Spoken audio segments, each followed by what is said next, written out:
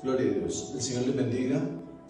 Damos gracias a nuestro Dios por su infinita misericordia y queremos darle gracias también a ustedes, hermanos, que en este momento nos han esperado un poquito, han sido bien pacientes.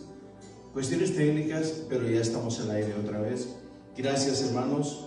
Este es un ministerio Solos con Dios internacional. Estamos buscando la santidad, agradar a Dios por sobre todas las cosas, pero muy profundamente tenemos el deseo, el ánimo de compartir estas verdades eternas y compartir estas clases de teología bíblica y sistemática. Esta es nuestra clase número 11. Estamos ya, llevamos casi 3 meses procurando esto, hermanos, cada sábado, empezando por ahí a las 7:30 aproximadamente, pero estamos puntuales, no queremos fallarles, quedar mal con ustedes. Saludamos a todos nuestros hermanos en Facebook, Instagram y Twitter. Gloria a Dios por todo ello, por su sintonía. Si tienen algunas preguntas en el curso del estudio, formúlenla, hermanos, con todo respeto y con mucho gusto. Nosotros, hasta donde nos alcancen nuestras capacidades, y si no, estaremos suplicando al Señor que nos dé la asistencia que amerita la pregunta. Gracias, hermanos, y vamos a dar clase, vamos a dar inicio a esta clase que lleva por título hoy la autoridad de Cristo. Permítame, voy a sentarme y vamos a empezar a leer un poquito acerca de la autoridad de Cristo. Bien, vamos a empezar. Gloria al Señor. Bien. Pero para esto quisiera que empezáramos leyendo uno de los versículos del Evangelio según Mateo, capítulo 11, versículo 27. Evangelio según Mateo, capítulo 11, versículo 27.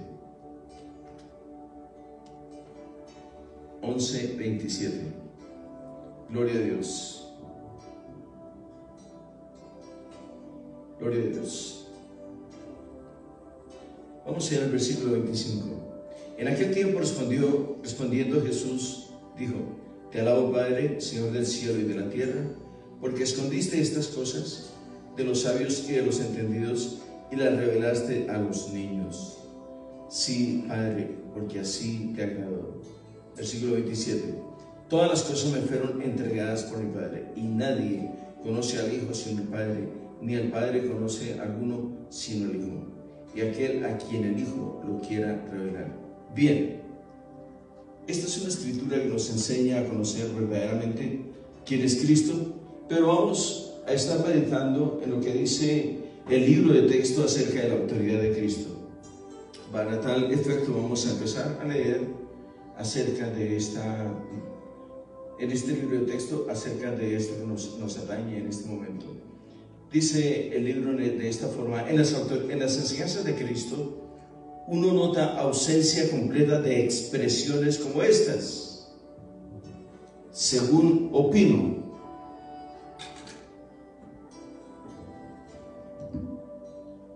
Estas expresiones, por ejemplo, según opino,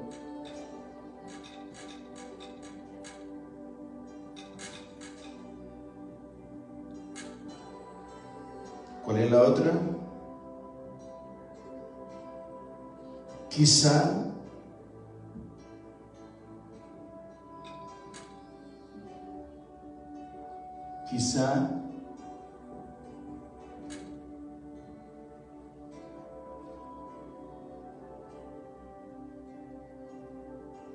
Creo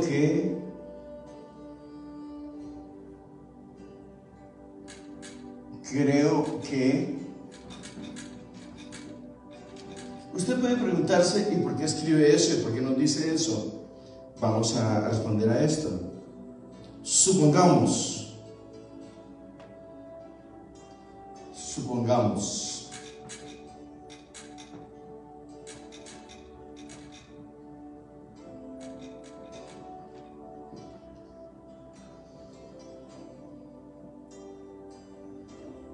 Bien. Continuemos. Si nos damos cuenta en estas frases, estamos hablando acerca de la autoridad de Cristo. Dice el encabezamiento del libro de texto de esta forma: en las enseñanzas de Cristo uno nota ausencia.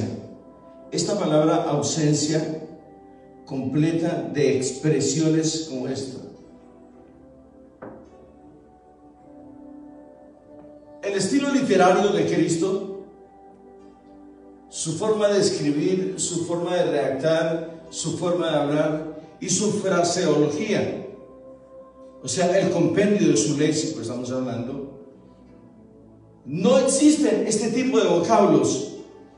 Por ejemplo, yo le hago una pregunta a usted que me está viendo en esta tarde, en esta noche. ¿Qué significa la frase según opino? Quizá, creo que, supongamos. ¿A quién se le puede adjudicar este tipo de frases? Si no es a un ser humano como usted que me escucha, como usted que me está viendo y como yo. Esto no viene de ningún ser celestial. Estas frases son de hombres. Sus propias cosechas, su manera de pensar, su manera de comunicar, es su diálogo, es su léxico. Pero si usted se da cuenta del tipo de léxico, la manera como estas personas hablan, no es nada definido. Dejan ver con sus palabras qué tipo de personas son. No vamos a hacer un análisis de la persona a través de cómo escribe, no. Estamos haciendo un estudio acerca de la fraseología y de la autoridad de Cristo, que Él nunca le dijo, bueno, Señor, y dinos quién es el Padre, o Señor, ¿y usted quién es? Bueno, es que yo, la verdad, no sé, quizás sí, quizás no. No. Este no es el estilo de un hombre cualquiera. Es el estilo del Hijo del Hombre, del Hijo del Dios vivo, del Dios encarnado, Jesucristo hombre. Nunca habló él así. Nunca. Vemos a través de las Escrituras adverbios calificativos o preposiciones parecidas a estas o como estas. Nunca. Continuemos con el libro de texto. Gloria a Dios. Veamos. Un sabio racionalista judío admitió que el Señor hablaba con la autoridad de Dios Todopoderoso mismo. El doctor Henry Van Dyke señala que en el Sermón del Monte, por ejemplo, tenemos un cuadro absolutamente anonadador de un hebreo creyente que se coloca por encima de la regla de su propia fe, un maestro humilde que afirma su autoridad suprema sobre toda la conducta del hombre, afirma su autoridad suprema sobre toda la conducta del hombre. No es la conducta, no es el comportamiento, no es la fraseología de un hombre. Es el estilo, es la manera de Dios hablar. Bien, un reformador moral que descarta todos los demás fundamentos y dice: cualquiera pues que hoy me oye estas palabras y las hace, les compararé a un hombre prudente que edificó su casa sobre la roca. Mateo 7:24. 49 veces en este breve registro del discurso de Jesús aparece esta frase solemne mediante la cual autentica la verdad: de cierto os digo. Esta es una reseña sencillamente de la autoridad que Cristo tenía. Su estilo literario, su manera de escribir, su manera de hablar, su manera de comunicar estas verdades era totalmente diferente a la de cualquier hombre, por ilustre que sea sobre la faz de la tierra. Quiero que veamos algunos rasgos acerca de la perfección de Cristo. Ningún maestro que llama a los hombres al arrepentimiento y a la justicia puede evitar alguna referencia a su propio pecado e imperfección. Quiero repetir esto. Estamos hablando de la perfección de Cristo y dice él: ningún maestro que llama a los hombres al arrepentimiento y a la justicia puede evitar alguna referencia a su propio pecado e imperfección. Naturalmente, claro que sí, esto es obvio. Tú y yo podemos enseñar muchos epítetos acerca del pecado, de la doctrina de la salvación, pero no estamos exentos del pecado nosotros, por pastores, maestros, ministros, evangelistas o quienes sean. No estamos exentos del pecado. El pecado está en nosotros, en nuestros miembros, como lo dice el apóstol Pablo en el capítulo 7 de los Romanos, versículo 23. Ninguno de nosotros, por eso el libro de texto dice: ningún hombre, un sabio racionalista dice que ningún hombre, por sabio que sea, por maestro que sea, está exento del pecado. Solamente Cristo nuestro Señor, el divino maestro. Esa es su perfección gloriosa. Bien, continuamos.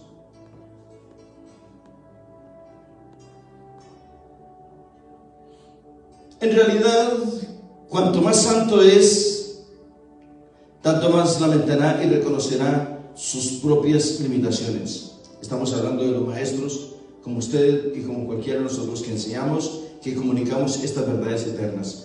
Pero en las palabras y hechos de Jesús hay una ausencia total de la conciencia o confesión del pecado. Vuelvo a repetirlo para que nos quede bien claro.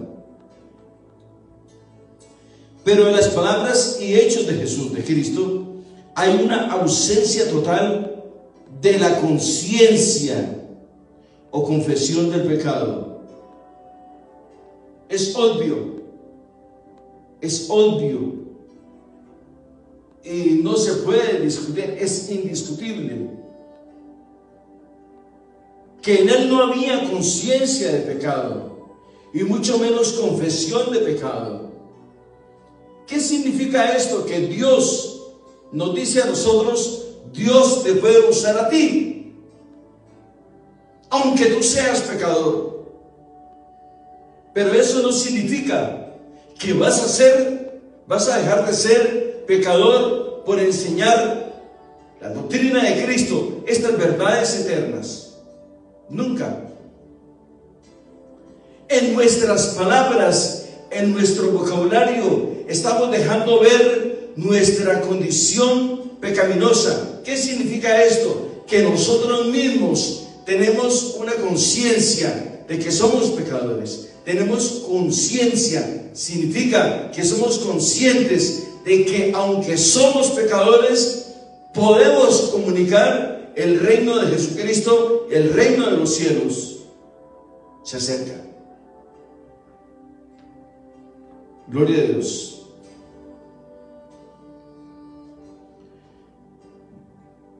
Tenía el conocimiento más profundo respecto de los males del pecado, y sin embargo no cayó sobre su alma sombra o mancha alguna. Por el contrario, él, el más humilde de los hombres, lanza el siguiente reto: ¿quién de vosotros me redarguye de pecado? Juan capítulo 8, versículo 46. Leámoslo, por favor. Juan capítulo 8, versículo 46. Es interesantísimo, es muy importante que nosotros veamos con vehemencia, con claridad. Juan capítulo 8,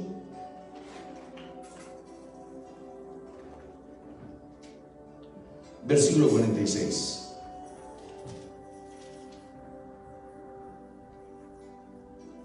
Dice la palabra del Señor: ¿quién de vosotros me redarguye de pecado?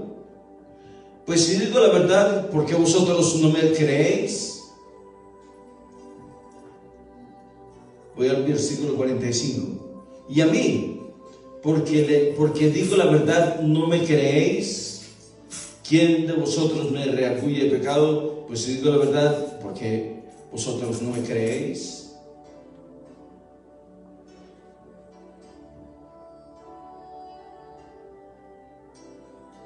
Vosotros, ¿quién de vosotros me redarguye de pecado?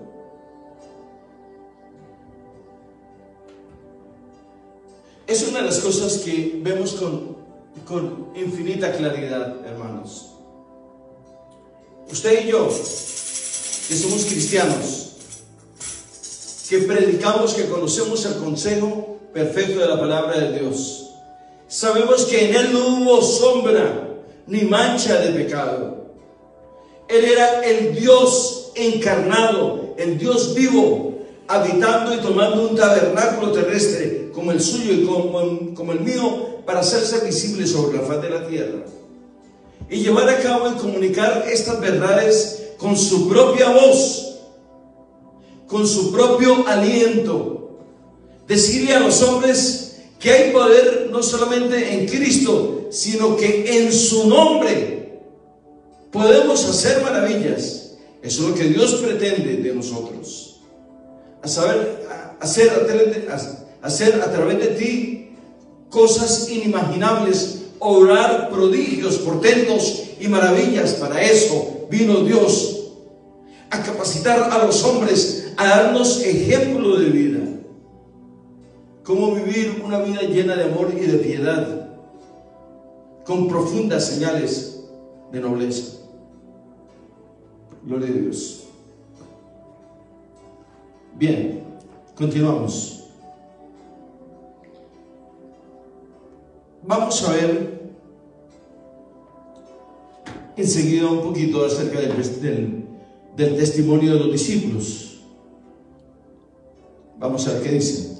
Ningún judío cometió jamás el error de pensar que Moisés era divino.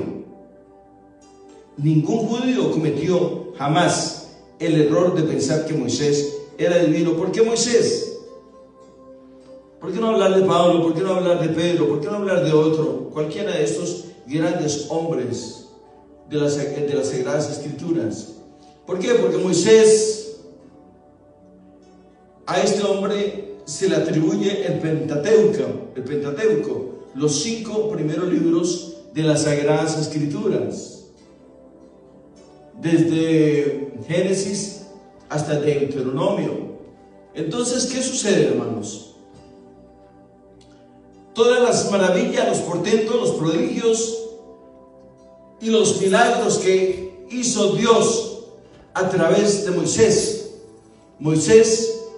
a quien el Señor le dio las tablas de la ley, se le conoce como la ley judaica o la ley mosaica. La ley, así se llama, la ley. La ley, la palabra del Dios vivo y eficaz en el Antiguo Testamento. Bien, sigamos leyendo acerca de este testimonio de este gran hombre. Ningún judío cometió jamás el error de pensar que Moisés era divino. Ni aun sus discípulos más entusiastas hubieran soñado jamás con atribuirle declaraciones como estas. Por ejemplo, bautizándolos en el nombre del Padre y de Moisés y del Espíritu Santo.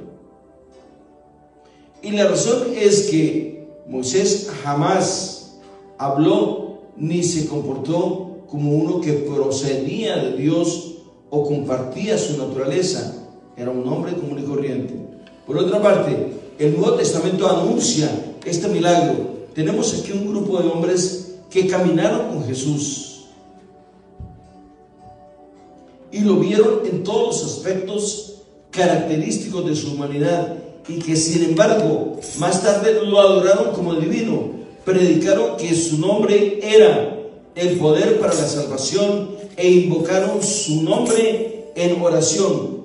Juan, que se recostó sobre el pecho de Jesús, no vaciló en hablar de él como el eterno Hijo de Dios que creó el universo, y relata sin vacilación ni disculpas el acto de Tomás de adorarle y exclamar: Señor mío y Dios mío. Eso está en Juan capítulo 20, versículo 28. Pedro, que había visto comer, beber y dormir a Jesús, que había estado consciente del hambre y la sed sufridas por el Señor, que le había escuchado orar, que le había visto llorar, en otras palabras, que había sido testigo de su humanidad toda, más tarde le dice a los judíos de Jesús que Jesús estaba a la mano derecha de Dios, de que posee la prerrogativa divina de impartir el Espíritu Santo, Hechos 2, 33 a 36, de que es el único camino de la salvación, Hechos capítulo 4, versículo 12, el perdonador de pecados, Hechos capítulo 5, versículo 31, y el juez de los muertos, Hechos 10, 42. En su segunda epístola, 3, 18, adora al Señor y le atribuye a Él gloria, honra y hasta el día de la eternidad. No hay registro alguno en el sentido de que Pablo, el apóstol, viera a Jesús en la carne. Aleluya. Permítame esbozar esto un poquito, que dice que no hay registro alguno de que el apóstol Pablo hubiese conocido a Jesús según la carne. Bien, para ser apóstol de Jesucristo era indispensable, uno de los requisitos más grandes era haberle visto y haber hablado con él. Eso lo dice la Sagrada Escritura. Por eso uno, cuando se da la tarea de comunicar estas verdades eternas, y con mayor razón de hacer reflexión acerca de la palabra de Dios y enseñar su bendita palabra, tenemos que ser tácitos, tenemos que ser objetivos, leer y estar seguros, estar conviccionados de lo que estamos diciendo tiene soporte escritural, es avalado por la palabra de Dios. No es lo que yo creo, no es quizás sí, según opino, creo que, supongamos que sí, no es así. Este tipo de vocablos no pueden estar ni en el corazón, ni en la mente, ni en la boca de ningún maestro que hable de esta forma. No. Nosotros debemos estar conviccionados, seguros de que lo que estamos comunicando a las masas, a los hermanos, a la gente que nos ama, nos respeta y que ama la comunicación de la palabra de Dios, debemos estar conviccionados de que lo que estamos comunicando es eficaz, es veraz, tiene soporte escritural. Entonces, ¿qué sucede? Si nosotros hablamos de estas verdades eternas con registros escriturales, entonces van a ser fehacientes, dignos de ser escuchados y de ser creídos. Por eso hay grandes hombres, grandes comunicadores, hay grandes personas que predican, hablan y dicen mucho, tienen una elocuencia impresionante, tienen una retórica impresionante, pero no comunican nada. Y en este caso se trata no de hablar, sino de comunicar. Eso es lo que nosotros procuramos hacer, comunicar estas verdades con ejemplos, tácitos, fehacientes. Este es el libro que nosotros tenemos. Por eso, hermano, yo los insto a ustedes, si a usted le llama la atención estudiar las Sagradas Escrituras, estudiar la teología, usted lo puede hacer, hermano. No tiene que venir con nosotros. Si usted quiere venir con nosotros, maravilloso. Estamos aquí en el 1604 South Travis Street en Sherman, Texas. Pero queremos, hermanos, que si usted no puede, está muy retirado, hágalo con nosotros. Síganos a nosotros. Si tiene alguna pregunta, una inquietud, si tiene algo que le perturba en su mente, algo que usted no ha podido dilucidar, algo que usted no ha podido desglosar, llámenos. Y usted y nosotros nos sentaremos y le pediremos al Señor la sabiduría para que Él nos ayude a despejar todos estos interrogantes o estas incógnitas que hay en el aire. Amén. Sigamos, hermanos. Bien.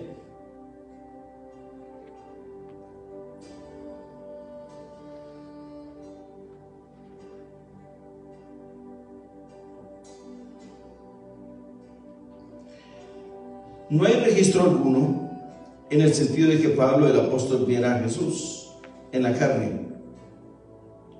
Esta es una de las cosas un poco controversiales.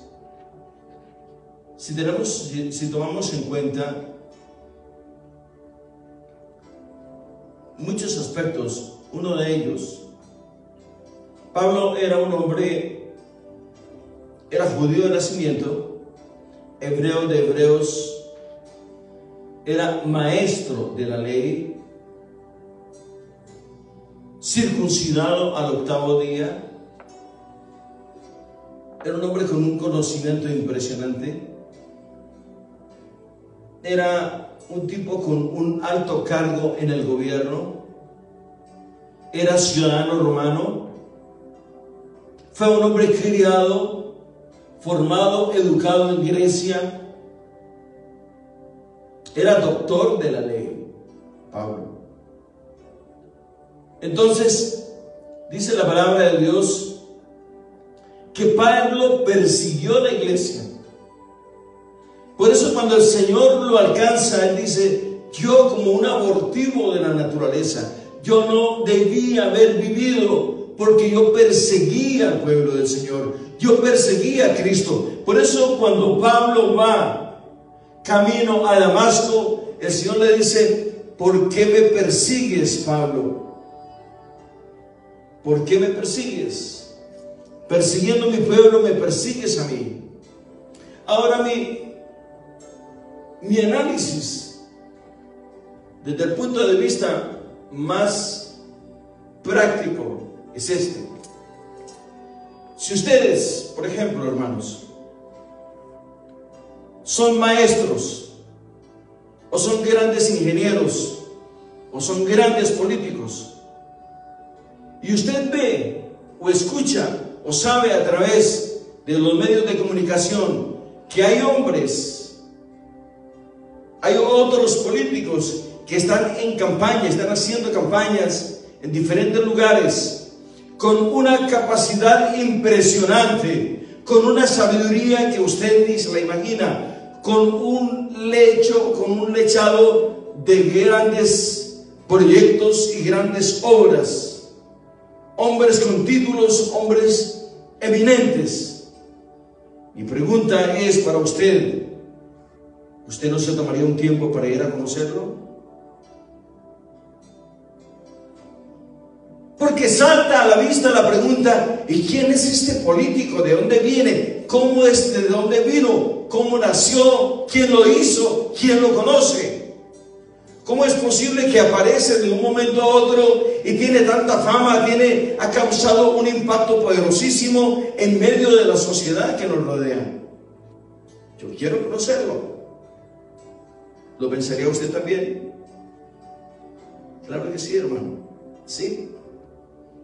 Entonces, el hecho de que las Sagradas Escrituras no lo registren no significa que no puede ser así. Es muy posible, porque no se pudo escribir absolutamente todo lo que Cristo dijo, porque la misma palabra del Señor dice que si se escribiese todo lo que Cristo dijo, no cupiesen los libros en la tierra. Fue un ministerio poderosísimo, lleno de palabras, palabras de vida eterna, palabras a los hombres. Él nunca se cansó de hablar. Todos estos hombres que estuvieron a su lado, no contemos solamente a los 12 discípulos que le quedaron. Él tuvo muchos discípulos, pero terminó con 12. Para que veamos nosotros la magnificencia y el poder de Dios. Entonces, volviendo al tema, ¿no cree usted que el apóstol Pablo llegó a preguntarse: ¿quién es este Cristo? ¿Quién es este Jesús de que la gente, todo el mundo habla? Ha revolucionado. Cuando Pablo y Silas llegaron a Jerusalén, a Corinto creo que fue, sí, la gente estaba emocionada y dicen: ya llegaron, ya están aquí aquellos que trastornan el mundo, y eran solamente 2 hombres. Ya están aquí aquellos que trastornan el mundo, 2 hombres con el poder, la autoridad, la sabiduría, la perfección y la palabra de Dios en sus corazones y en sus labios. ¿Tú puedes ser ese? Entonces, ¿de qué? ¿Acaso Dios no es capaz de levantar de las piedras grandes hombres? Cuando hablamos de las piedras, grandes hombres, significa no puede levantar hombres sin letras y llenarlos, capacitarlos, poner su espíritu en ellos y ponerlos a hablar de una manera magistral, poderosa y santa. Claro que sí, claro que sí, hermano. Sigamos. Gloria a Dios. Vuelvo otra vez, no hay registro alguno en el sentido de que Pablo el apóstol dice el libro, no hay registro alguno. Estamos hablando, no podemos descartar la posibilidad. Viera a Jesús en la carne, aunque le vio en forma glorificada, pero se encontraba en contacto directo con los que lo habían visto. Y este Pablo, que jamás perdió esa reverencia a Dios que le había sido inculcada desde su juventud, describe no obstante con calma perfecta a Jesús como nuestro gran y Salvador, nuestro gran Dios y Salvador Jesucristo. Tito 2:13. Le representa encarnando la plenitud de la deidad en Colosenses 2:9, y como creador y sostenedor de todas las cosas en Colosenses 1:16 al 17. Como tal, su nombre debe ser invocado en oración. 1 Corintios capítulo 1 versículo 2 y Hechos capítulo 7 versículo 59. Y su nombre está unido al del Padre y del Espíritu Santo en la bendición apostólica. Amén. 2 Corintios capítulo 13 versículo 14. Desde el principio mismo, la iglesia primitiva consideró divino a Cristo y lo adoró como tal. A principios del segundo siglo, un funcionario romano informó que los creyentes estaban acostumbrados a reunirse antes del amanecer y cantar un himno de alabanza a Cristo como si fuera Dios. Aleluya.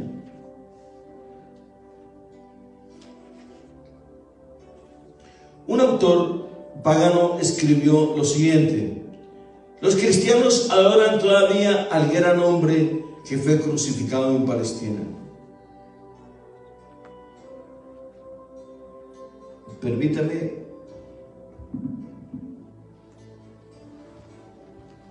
Permítame, hermanos, comunicar esto porque yo pienso que es importante. Palestina, ustedes saben perfectamente, no quiero entrar en ningún momento, quiero causar un impacto negativo, pero sí quiero decir algo muy importante.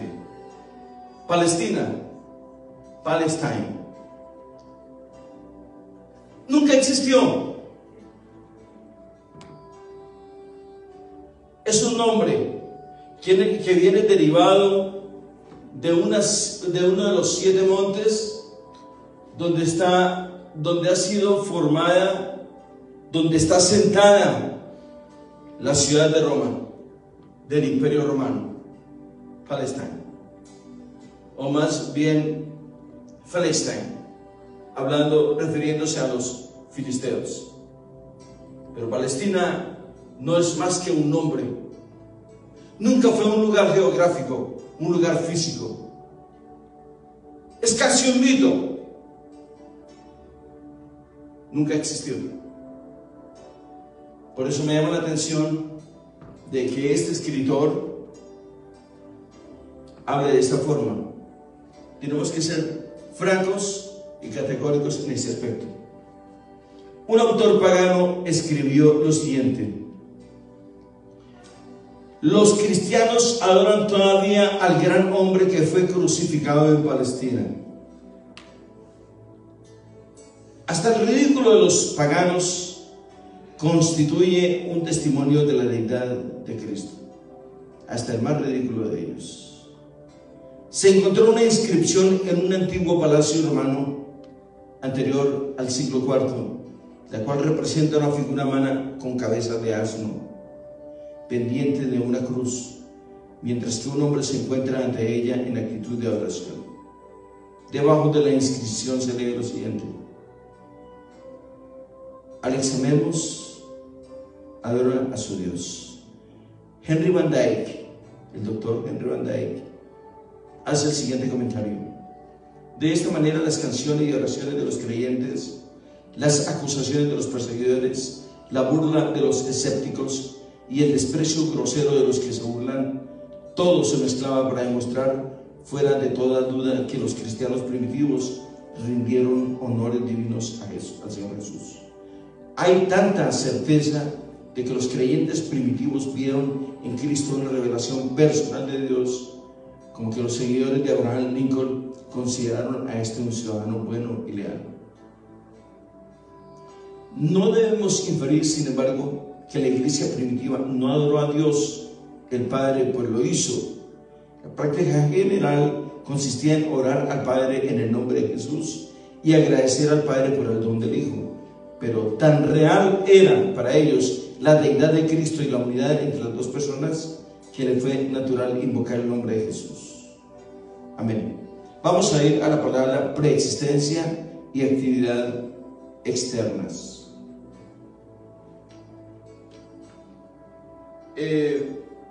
Muchas de las veces, y yo siempre he recomendado con todo respeto, aunque este libro, el libro de texto que utilizamos nosotros, lleva por título Teología Bíblica y Sistemática, quiero acercarlo un poquito para que ustedes se den cuenta.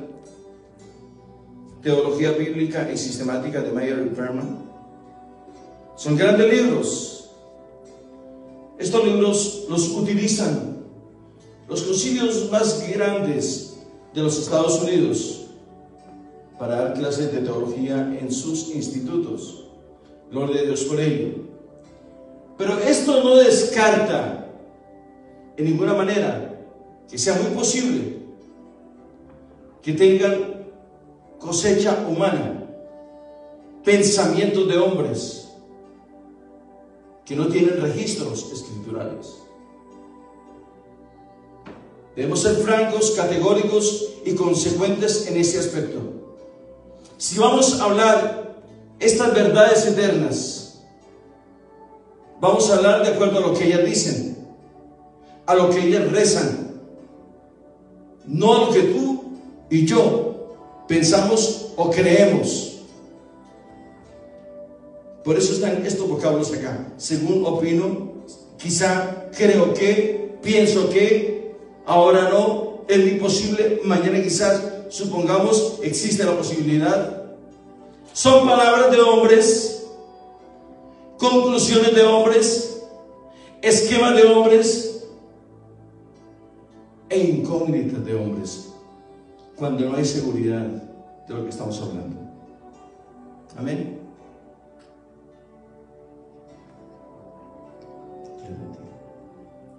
Gloria a Dios. Entonces, quiero que vayamos con todo respeto a la palabra preexistencia y actividad externa de Cristo.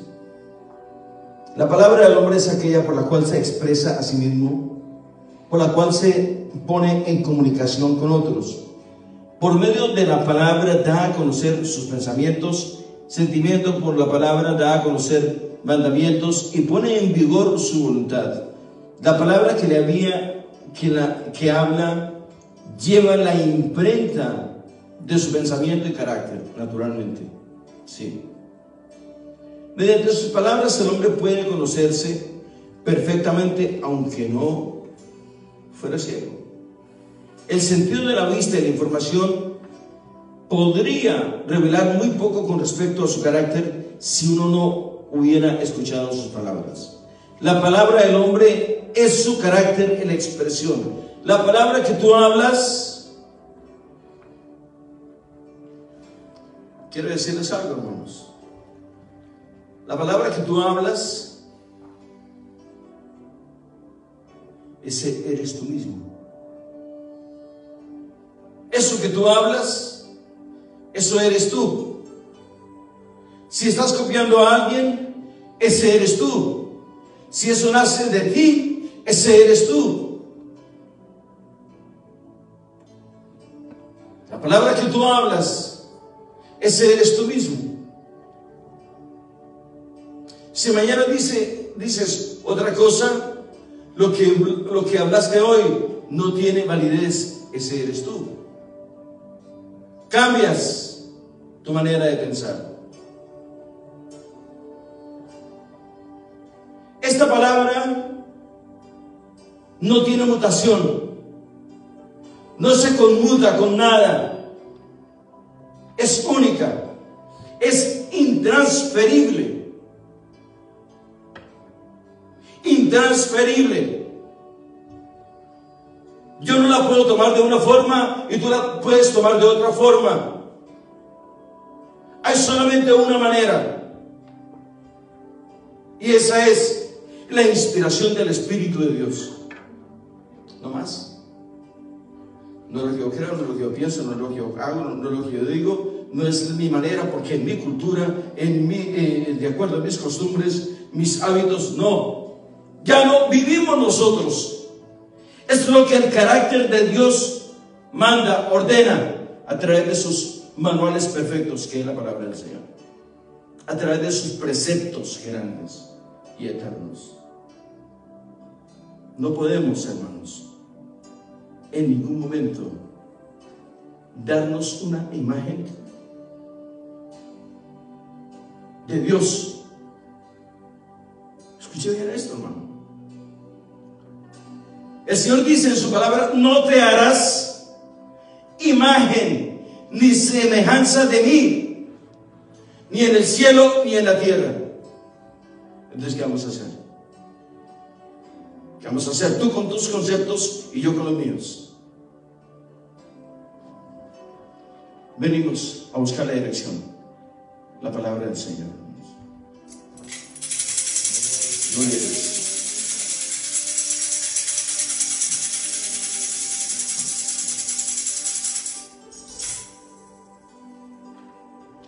El sentido de la vista y la información podría revelar muy poco con respecto a su carácter. Si uno no hubiera escuchado sus palabras, la palabra del hombre es su carácter en la expresión. De igual manera, la palabra de Dios es aquella por la cual el Padre se comunica con otros seres, trata con ellos. Él es el medio por el cual expresa su poder, inteligencia y voluntad.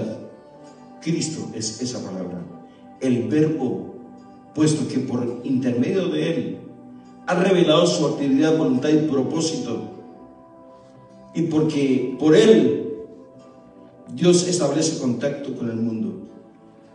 Nos expresamos a nosotros mismos por medio de las palabras.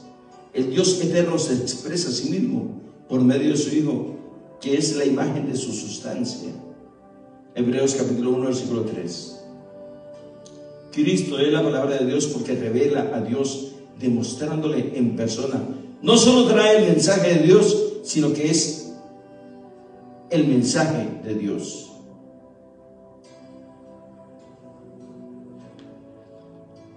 Permítame, porque yo sé que tienen una duda.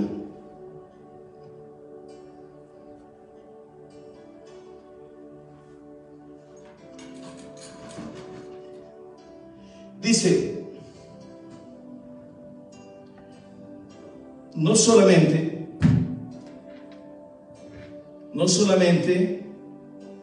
trae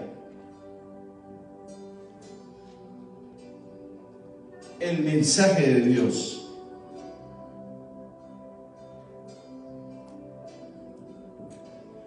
¿de quién está hablando? De Dios. No solamente trae, oiga, Cristo no solamente trae el mensaje de Dios,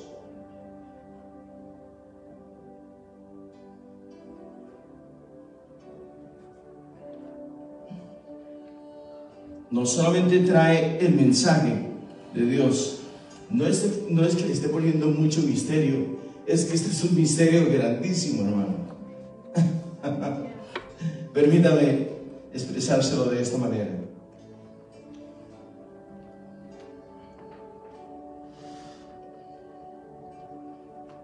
No solamente trae el mensaje de Dios, sino que es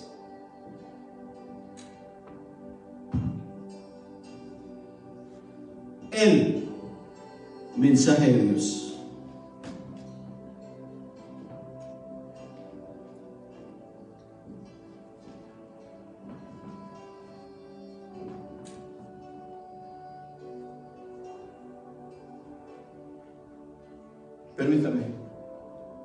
Permítame explicarle esto. Cristo no solamente trae el mensaje,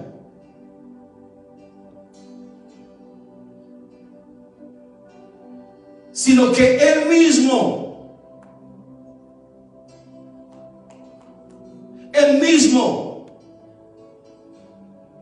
en carne y hueso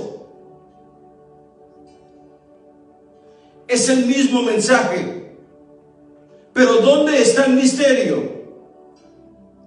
El misterio es que es Dios mismo hablando.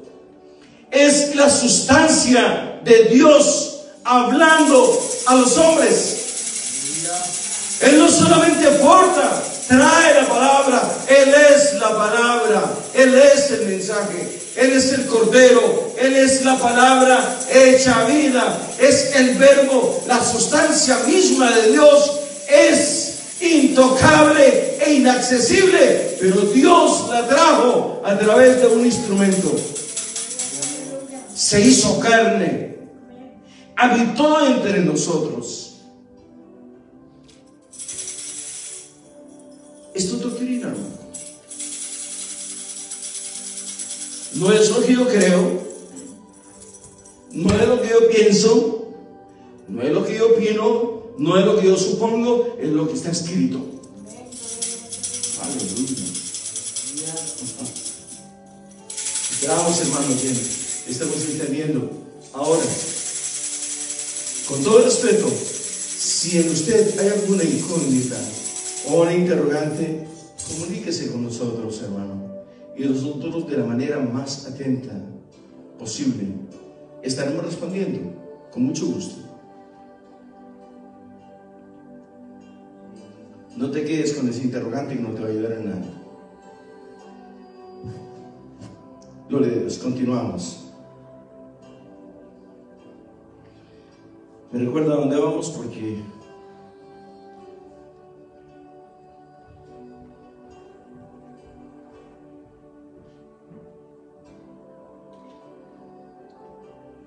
Cristo es la palabra de Dios, porque revela a Dios demostrándole en persona. No solamente trae el mensaje de Dios, sino que es el mensaje de Dios. Consideramos la necesidad de tal revelador. Trate de comprender el tamaño del universo con sus incalculables millones de cuerpos celestiales, cubriendo distancias de magnitud incomprensibles para la mentalidad del hombre. Imaginemos las enormes distancias del espacio más allá del universo.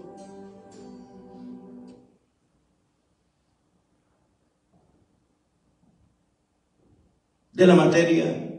Luego tratemos de concebir lo poderoso de aquel que es la fuente de todo. Consideremos por un lado lo insignificante del hombre. Se ha calculado que si todo fuera de 1 metro con 80 centímetros de alto por 45 de ancho,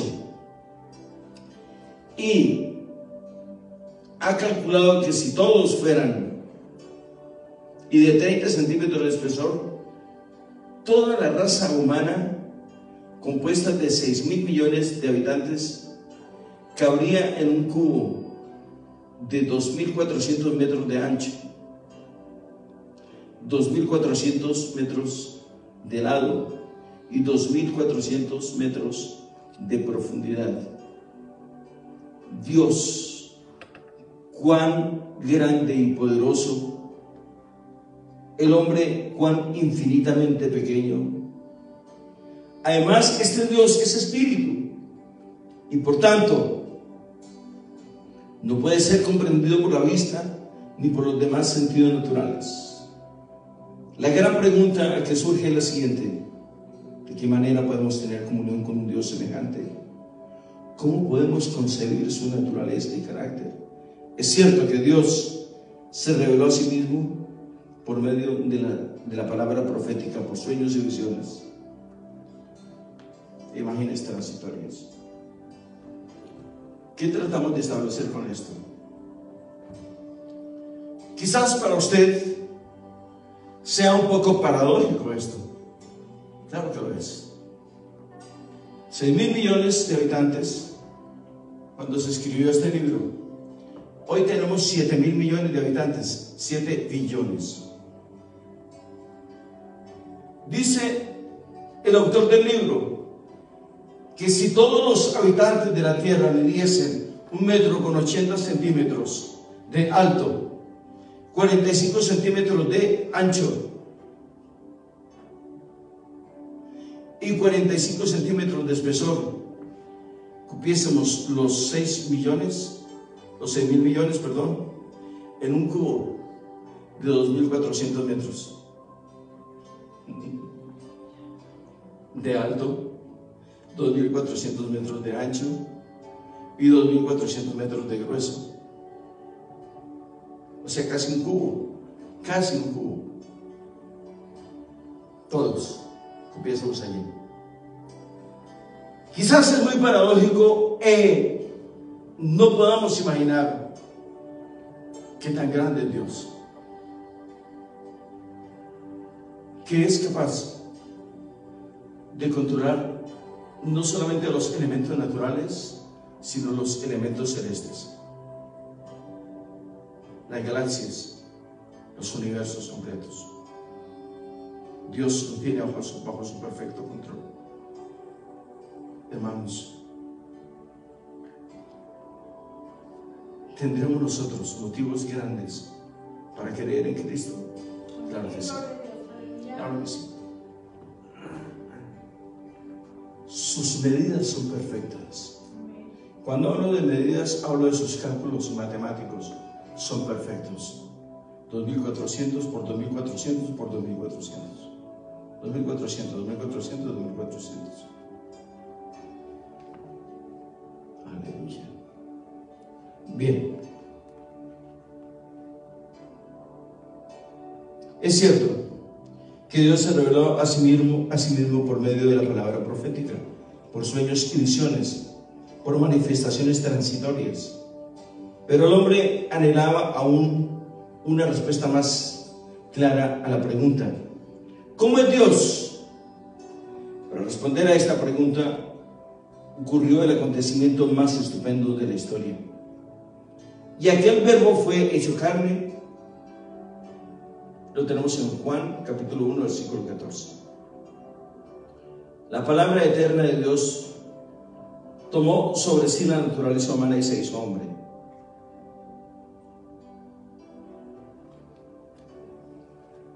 Pregúntese usted, ya que el verbo se hizo carne. Yo pienso que Cristo no medía 1,80 de alto por 45 de ancho por 45 de grueso. No. Pudo haber sido menos, pudo haber sido un poquito más. Pero la pregunta que existe es: ¿cómo es posible que un Dios tan grande habite en un tabernáculo terrestre tan pequeño como el suyo y como el mío? Son interrogantes que no tienen respuesta.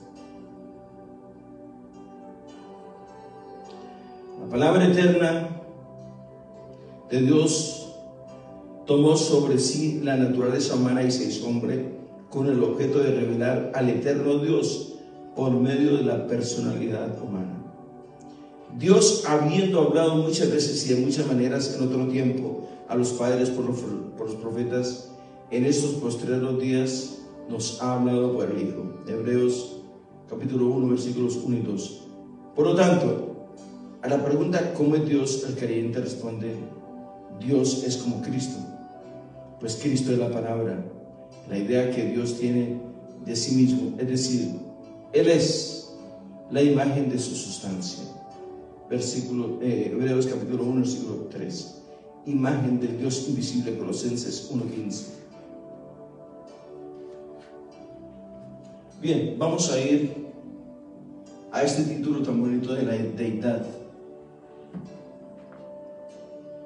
El título del Señor, cuando se lo colocaba antes de un nombre, proporcionaba la idea de deidad tanto para judíos como para gentiles.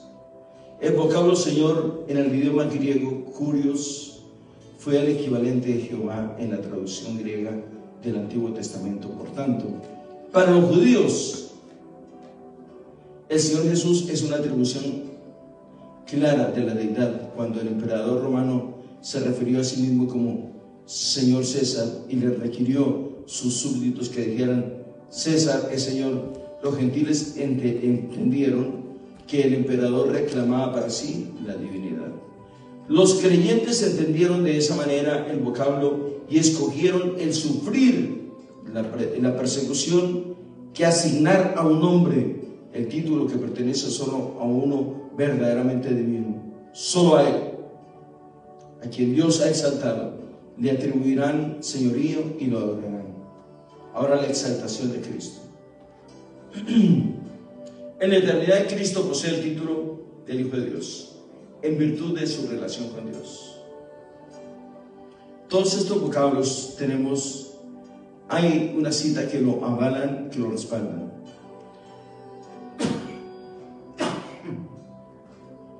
Fue siempre divino por naturaleza, se convirtió en Señor por su obra. Ilustremos por lo siguiente: un joven que nace en una familia de multimillonarios no se conforma con heredar lo que otros han obtenido mediante su trabajo, sino que solo sea poseer lo que ha ganado por su propio trabajo. Por lo tanto, renuncia voluntariamente a todos los privilegios, ocupa su lugar como trabajador común y mediante su laboriosidad se gana para sí un sitio de honor y riqueza. De igual manera, el Hijo de Dios, aunque por naturaleza es igual a Dios, voluntariamente se sujetó a las limitaciones del hombre, pero sin pecado al tomar sobre sí la naturaleza del hombre, transformándose en siervo del hombre y finalmente murió en la cruz por su redención. Como respuesta se le dio señorío sobre toda criatura, una recompensa apropiada, pues ¿qué mejor derecho podría alguno tener al gobierno de los hombres que la verdad que los amaba y se dio a sí mismo por ellos? Esta cita está en Apocalipsis capítulo 1, versículo 5. Este derecho ha sido reconocido por millones de personas y la cruz se ha convertido en peldaño por medio del cual el Señor Jesús asciende al lugar de soberanía sobre el corazón del hombre. Bien, vamos a ir a la humanidad del Hijo del Hombre. ¿Quién? De acuerdo con las costumbres hebreas, hijo denota relación y participación. Por ejemplo, los hijos del reino, Mateo 8:12, son los que compartirán sus verdades y bendiciones. Hijos de la resurrección, Lucas 20:36, son los que participan. Me gustaría que estas notas las subrayaran en sus libros de texto para que tomemos, para que nos ayude más adelante, porque esto nos va a ayudar a nosotros. Póngale a un ladito notas y va a tomar usted, porque estas notas son importantísimas como fichas de conocimiento para nuestra edificación.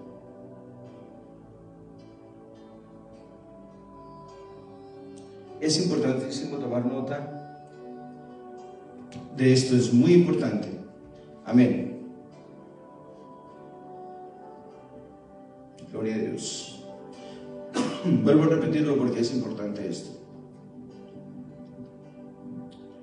Son los que participan de la vida de resurrección, hijo de paz, Lucas 10, capítulo 10, versículo 6, es uno que posee pacífica disposición, hijo de perdición. Juan capítulo 17, versículo 12, es uno destinado a sufrir la perdición y la ruina. Por lo tanto, hijo de hombre significa principalmente uno que comparte la naturaleza humana y las cualidades humanas. De esta manera, hijo del hombre se convierte en designación enfática para el hombre en sus atributos característicos de debilidad e incapacidad en sí mismo. Números 23, 19, Job capítulo 16, versículo 21 y capítulo 25, versículo 6. En este sentido, el título se aplica unas 80 veces en Ezequiel como recuerdo de su debilidad y mortalidad y como incentivo a la humildad en el cumplimiento de su llamado profético. Aplicado a Cristo, la frase hijo del hombre le designa como participante de la naturaleza y cualidades humanas y lo sujeta a las fragilidades del hombre. Sin embargo, al mismo tiempo, ese título indica su deidad, pues si una persona declara con énfasis soy hijo del hombre, la gente exclamaría, cualquiera lo sabe. Pero en labios de Jesús, la expresión significaba una persona celestial que se había identificado en forma definida con la humanidad como representante y salvador. Nótese asimismo que se trata del Hijo del Hombre por excelencia y no simplemente de un hijo del hombre. Bien, hermanos, creo que vamos a dejar hasta acá porque la noche avanza y consideramos que este tema es un poco muy abstracto y vamos a dejar pendiente para la otra clase. Y quiero decirles, hermanos, con todo respeto, si hay algún interrogante o algo que le esté dando vuelta ya en su cabeza y que usted no comprenda, con todo respeto comuníquese con nosotros, hermanos. y lo vamos a hacer de la mejor manera y con el mejor ánimo y con la mayor disposición para responderle. Gracias, hermanos, por su tiempo, por su excelencia. Estaremos prestos para comunicar. Mañana estaremos a las 10 de la mañana en este mismo lugar, en la casa del Señor, en la iglesia, en el templo. Estaremos tratando, hablando otro tema más de la palabra del Señor. Le agradecemos. Le agradecemos, hermanos, su presencia en este lugar. Estamos preparados para responderle y serle